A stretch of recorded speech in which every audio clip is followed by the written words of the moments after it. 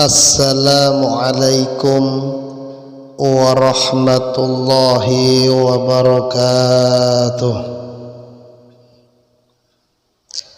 A'udzu billah.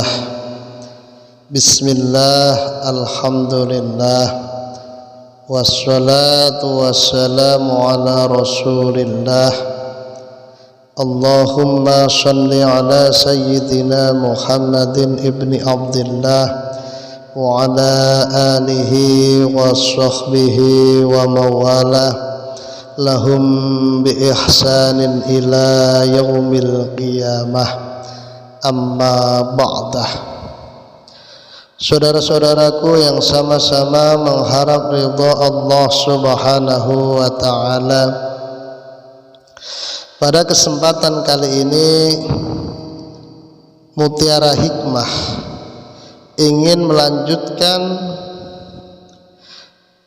kajian kitab Al-Hikam karya Syekh Ibnu Athaillah yang telah sampai pada hikmah yang ke-16,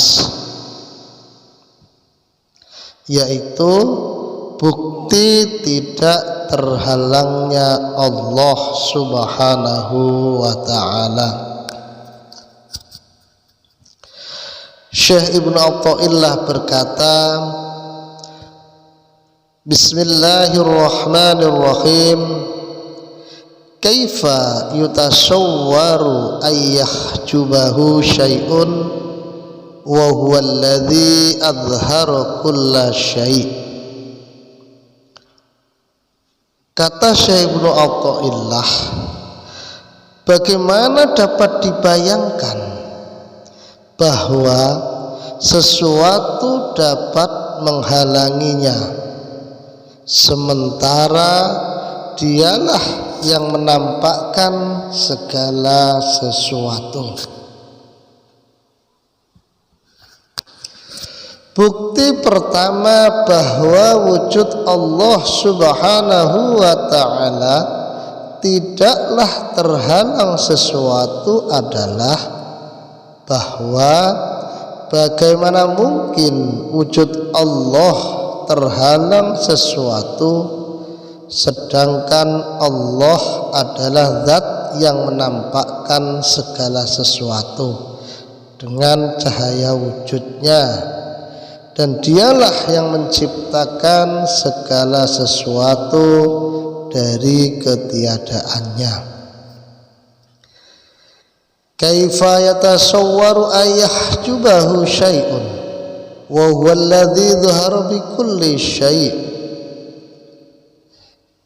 Bagaimana dapat dibayangkan bahwa sesuatu sanggup menghalanginya, sedangkan dia tampak bersama dengan segala sesuatu.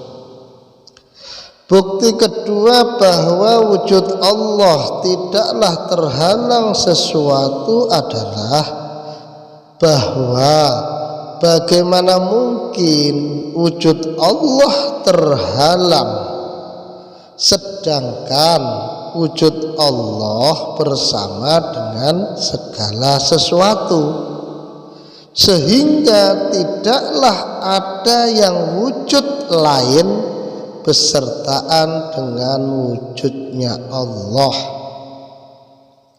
Maka bagaimana mungkin Allah terhalang dengan sesuatu? Sebagaimana Allah berfirman, sanurihim ayatina fil afaqi wa fi anfusihim. Kami akan memperlihatkan kepada mereka tanda-tanda kekuasaan kami di segenap ufuk dan pada diri mereka sendiri. Kaifa yatasawwaru ayyahjubahu syai'un wa huwa alladhi dhahara fi kulli syai'. Bagaimana dapat dibayangkan bahwa sesuatu mampu menghalanginya, sedangkan dialah yang tampak di segala sesuatu. Bukti ketika wujud Allah tidaklah terhalang sesuatu adalah bahwa bagaimana mungkin wujud Allah terhalang sedangkan wujud Allah tampak di segala sesuatu dengan kudrah dan hikmahnya. Kudrah adalah perihal batin, sedangkan hikmah adalah zahir. Semua hal yang wujud tidaklah terlepas di antara kudrah dan hikmah, dan di antara terkumpul dan pisah. Telah dijelaskan sebelumnya ungkapan dari sebagian ulama, aku tidaklah melihat sesuatu kecuali aku melihat Allah di dalamnya. Maksudnya dengan kudrah dan hikmahnya, jikalau cahaya sifat-sifat Allah subhanahu wa ta'ala tidak tampak, maka niscaya aku tidak akan mengetahui zatnya. Dan jikalau tidak ada hal nyata yang aku lihat, maka niscaya aku tidak mungkin menggenggam makna. Dan jikalau tidak ada hal yang kasar, maka niscaya aku tidak akan melihat hal yang lembut. Kaifa yatasawwaru ayyahjubahu syai'un wa huwa alladhi dhahara likulli syai'. Bagaimana bisa dibayangkan kalau sesuatu menghalanginya, padahal dialah yang tampak untuk sesuatu. Bukti keempat, bahwasanya wujud Allah tidaklah terhalang sesuatu adalah bahwa bagaimana mungkin wujud Allah terhalang sedangkan wujud Allah tampak untuk segala sesuatu dengan sirri zatnya dan cahaya sifat-sifatnya. Tatkala Allah tampak untuk setiap sesuatu dan setiap sesuatu bertasbih dengan memujinya, maka tak ada sesuatu apapun yang menghalangi wujudnya. Sebagaimana Allah berfirman, wa in min syai'in illa yusabbihu bihamdih, dan tidak ada suatu apapun melainkan bertasbih dengan memujinya. Saudara-saudaraku yang sama-sama mengharap ridha Allah subhanahu wa ta'ala, segala sesuatu bertasbih dengan lisan halnya Maha suci Allah yang tampak untuk segala sesuatu dan terlihat dengan segala sesuatu. Para arif pun mengetahuinya, sedang orang-orang yang lalai tertutup darinya. Kaifa yatasawwaru ayyahjubahu syai'un wa huwa alladhi dhahiru qabla wujudi kulli syai'. Bagaimana bisa dibayangkan bahwa sesuatu dapat menghalanginya sementara dialah yang ada sebelum ada segala sesuatu. Bukti kelima, bahwasanya wujud Allah tidaklah terhalang sesuatu adalah bahwa bagaimana mungkin wujud Allah terhalangi sesuatu sementara Allah wujud sebelum segala sesuatu. sehingga semua hal yang ada adalah darinya dan akan kembali kepadanya. Allah wujud di zaman azalinya dengan dirinya sendiri. Allah tercukupi dengan zatnya sendiri, sehingga wujud Allah tidak memerlukan selainnya. Kaifa yatasawwaru ayyahjubahu syai'un wa huwa alladhi azharu min kulli syai'. Bagaimana dapat dibayangkan bahwa sesuatu sanggup menghalanginya, sedangkan dialah yang paling jelas dari segala sesuatu. Bukti keenam wujud Allah tidaklah terhalang sesuatu adalah bahwa bagaimana mungkin wujud Allah terhalangi sesuatu, sementara wujud Allah lah yang paling jelas daripada selainnya. Sebab tidak ada wujud bagi segala sesuatu bersama wujudnya, dan tidaklah tampak bagi segala sesuatu bersama tampaknya Allah. Jika diandaikan segala sesuatu selain Allah wujud, maka wujud mereka bukanlah dengan dzatiyahnya. Jikalau tidak dengan sebab wujudnya di segala sesuatu, maka tidaklah mungkin pandangan mata tertuju padanya. Seorang hamba ketika dalam keadaan terhijab, maka wujudnya sendiri adalah hal yang pasti, sedangkan wujud Allah hanyalah dalam angan-angan dan pikiran.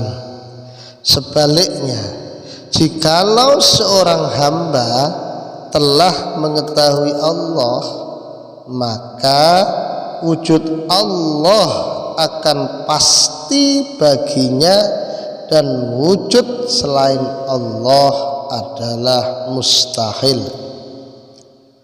Imam Abul Hasan Asyadzili radhiyallahu an berkata, sungguh kami melihat kepada Allah dengan pandangan iman dan takwa, sehingga kami tidak perlu bukti keberadaan Allah, dan kami tidak melihat satu orang pun dari makhluknya. Maka adakah di dalam wujud seseorang di dunia ini selain wujud Allah? Jika wujud selain Allah ada dan harus ada, maka ia hanyalah seperti debu terbawa angin, yang jika engkau meniupnya, maka tidak akan meninggalkan bekas apapun. Kaifa yatasawwaru ayyahjubahu syai'un wa huwal wahidul ladzi laisa ma'ahu syai'. Bagaimana bisa dibayangkan kalau sesuatu dapat menghalanginya, sedangkan dia esa, yang tiada di sampingnya sesuatu apapun. Bukti ketujuh bahwasannya wujud Allah tidaklah terhalang sesuatu adalah bahwa bagaimana mungkin wujud Allah terhalangi sesuatu, sementara wujud Allah adalah esa, yang tidak ada wujud selain bersamanya, lain bersamanya. Sebab keesaan Allah telah nyata di zaman azali dan selamanya. Kana Allahu ala syai' ma'ahu wa huwa al-ana ala ma alaihi kana. Allah ada dan tidak ada sesuatu bersamanya, dan sekarang Allah seperti semula. Allah berfirman, "Ailahum ma'allahi ta'ala Allahu amma yusyrikun." Apakah di samping Allah ada Tuhan yang lain? Maka maha tinggi Allah terhadap apa yang mereka persekutukan dengannya. Setiap hal yang tampak hanyalah sebab tampaknya cahaya Ar-Rahman. Allah adalah esa di dalam zat, sifat dan pekerjaannya. Tidak ada sesuatu sebelum Allah, tidak ada pula setelahnya, dan tidak ada pula bersamanya. Kaifa yatasawwaru ayyahjubahu syai'un wa huwa aqrabu ilaika min kulli syai'. Bagaimana bisa dibayangkan kalau sesuatu kuasa menghalanginya, padahal dia lebih dekat kepadamu daripada segala sesuatu.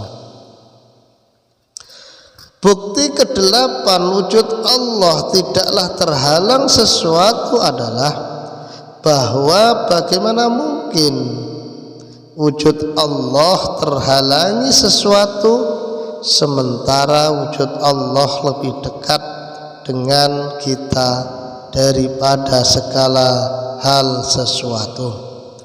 Allah berfirman, "A'udzu billahi as-sami'il 'alim minasy syaithanir rajim. Walaqad khalaqnal insana wa na'lamu ma tuwaswisu bihi nafsuh wa nahnu aqrabu ilaihi min hablil warid." Dan sesungguhnya kami telah menciptakan manusia dan mengetahui apa yang dibisikkan oleh hatinya, dan kami lebih dekat kepadanya daripada urat lehernya. Wa nahnu aqrabu ilaihi minkum walakin la tubsirun. Dan kami lebih dekat kepadanya daripada kamu, tetapi kamu tidak melihat. Maksud kedekatan Allah Subhanahu wa ta'ala dengan makhluknya adalah kedekatan sifat mengetahuinya Allah, menguasainya, dan sifat melihatnya Allah pada hamba-hambanya, bukan kedekatan jarak. Sebab tidak ada jarak antara kita dengan Allah Subhanahu wa ta'ala. Dalam hadis disebutkan, "Ma halallahu fi syai'in wa la ghuba'an syai'." Allah tidaklah bertempat pada sesuatu dan tidaklah hilang dari sesuatu. Sayyid Ali karamallahu wajhah berkata, Allah Subhanahu wa ta'ala tidaklah berasal dari sesuatu, tidak di dalam sesuatu, tidak di atas sesuatu, tidak dan tidak di bawah sesuatu. Sebab jikalau Allah dari sesuatu, maka Allah adalah makhluk, dan jikalau Allah di atas sesuatu, maka Allah terangkat.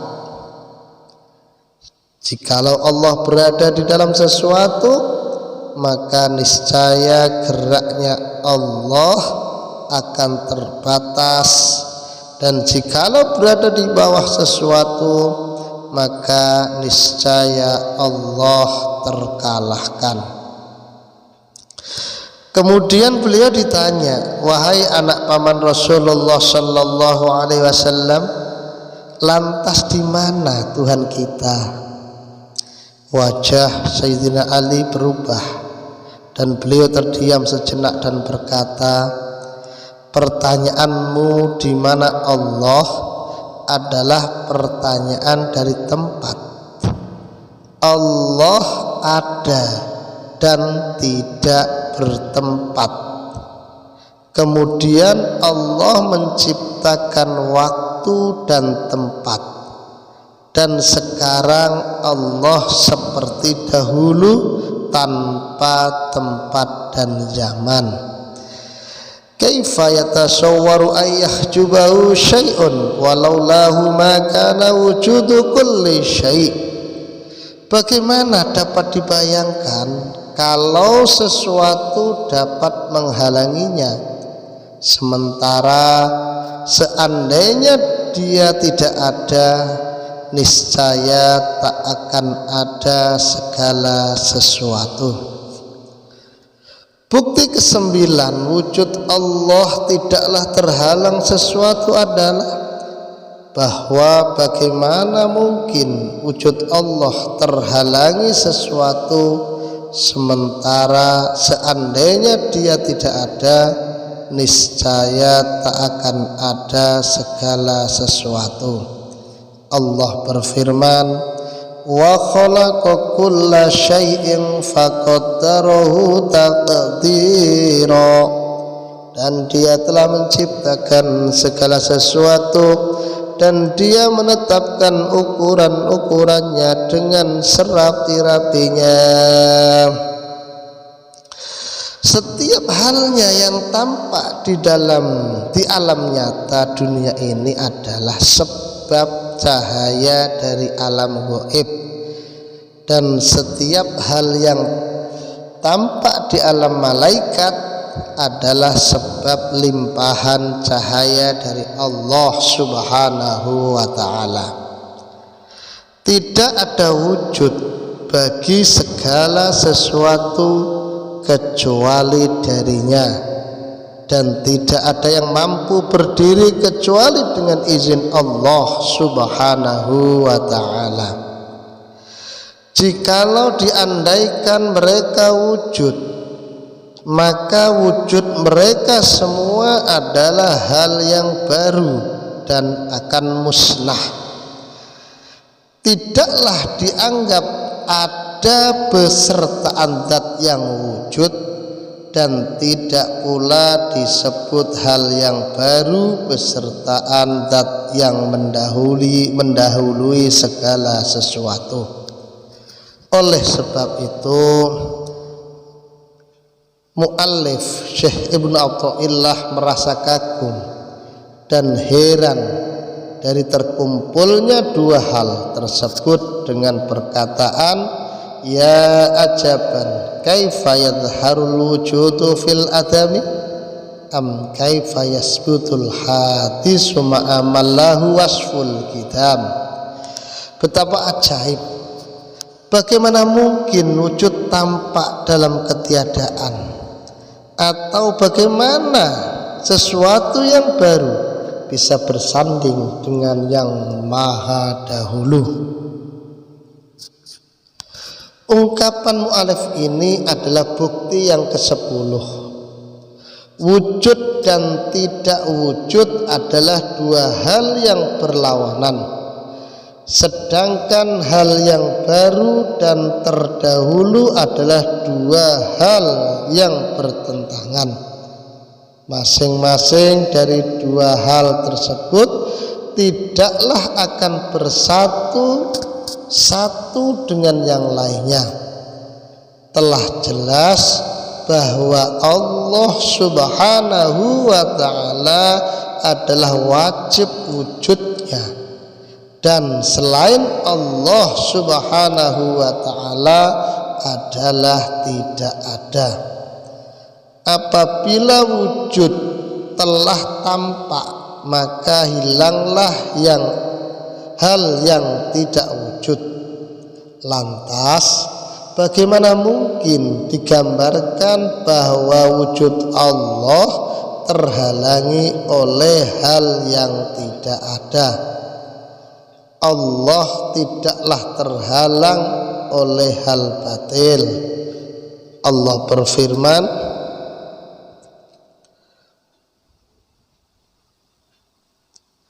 fadzalikumullahu rabbukumul haqqu famadza ba'dal haqqi illa dhalalu fa anna tusrafun.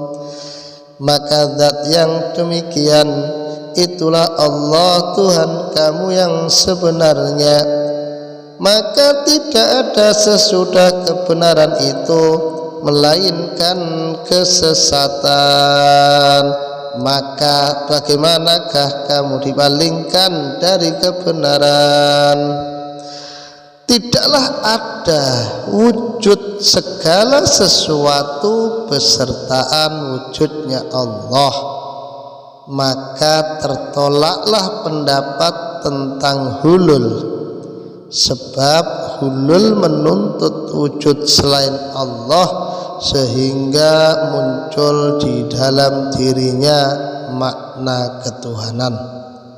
Tidak mungkin pula hal yang baru bersama dengan zat yang bersifat qadim, sehingga tertolaklah pendapat tentang ittihad, sebab makna ittihad adalah kebersamaan zat yang qadim dengan yang baru. Keduanya bersatu sehingga menjadi hal yang satu. Maka hal yang demikian itu mustahil. Saudara-saudaraku yang sama-sama mengharap ridha Allah Subhanahu wa taala, demikian pembahasan Mutiara Hikmah kitab Al-Hikam karya Syekh Ibnu Athaillah pasal yang ke-16.